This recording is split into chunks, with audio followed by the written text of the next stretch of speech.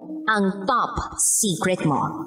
Umabot po kami ng 22 rounds sa isang gabi ng girlfriend kong dating tomboy. Actually, dati na po siyang tomboy, tapos naging babae na lang siya nung nagkakilala kami.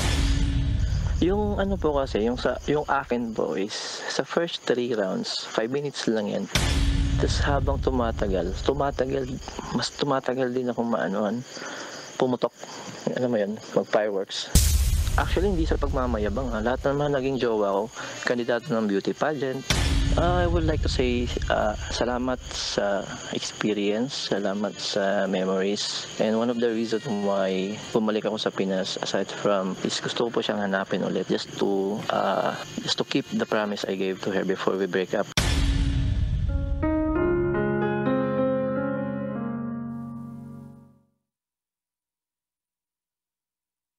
Good evening Luzon, Visayas, Mindanao, Metro at Mega Manila.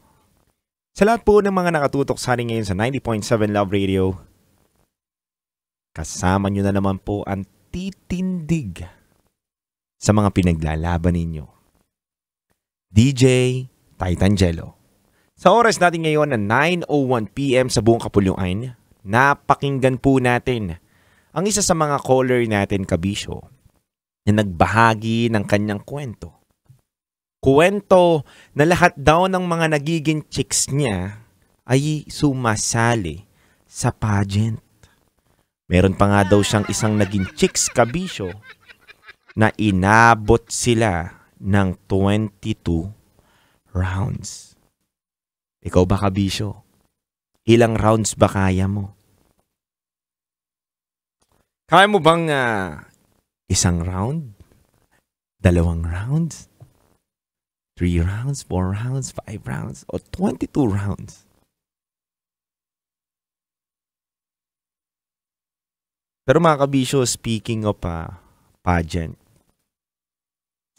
kaalungkot lang dahil third runner-up lang po si Atisa Manalo. Pero ganun pa man, laban pa rin tayo, Pilipinas, di ba? Laban pa rin.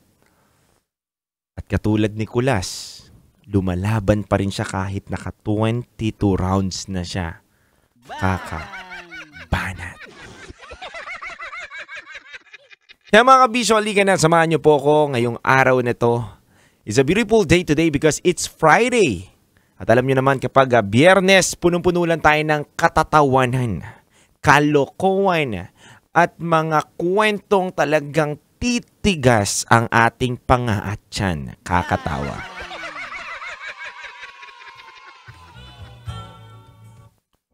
Kaya Kabisyo, halika na sa ating patikim ng Rated SPG Secret Pass.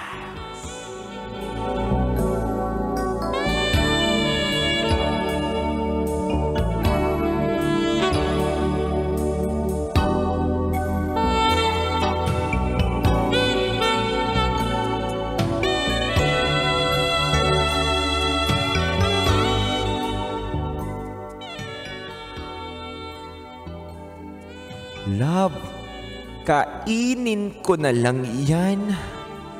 Please. Yan po ang ating pag-uusapan at pagkukwentuhan ngayong gabi na to na may katagang love, kainin ko na lang yan. Please. Ano kaya ang kwentong ibinahagi sa atin ng letter sender natin ngayong gabi na to sa ating SPG? As in, Super Pakganern Secret File. Mga Kabisyo, ano kaya ang hinihingi ng ating letter sender na gusto niyang kainin at nagmamakaawa pa siya?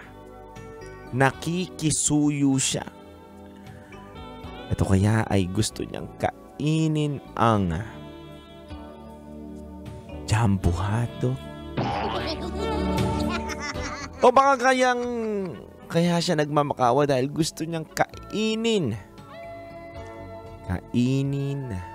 yung laman na nasa lamesa. Kaya mga kabisyo, malalaman natin yan sa aking pagbabalik dito lang yan sa 90.7 Love Radio. Kasama nyo pa rin ang titindig sa mga pinaglalaban ninyo. Sa oras natin ngayon na 9:05 PM sa buong kapuluan. Kailangan pa bang i-memorize yan? Basic.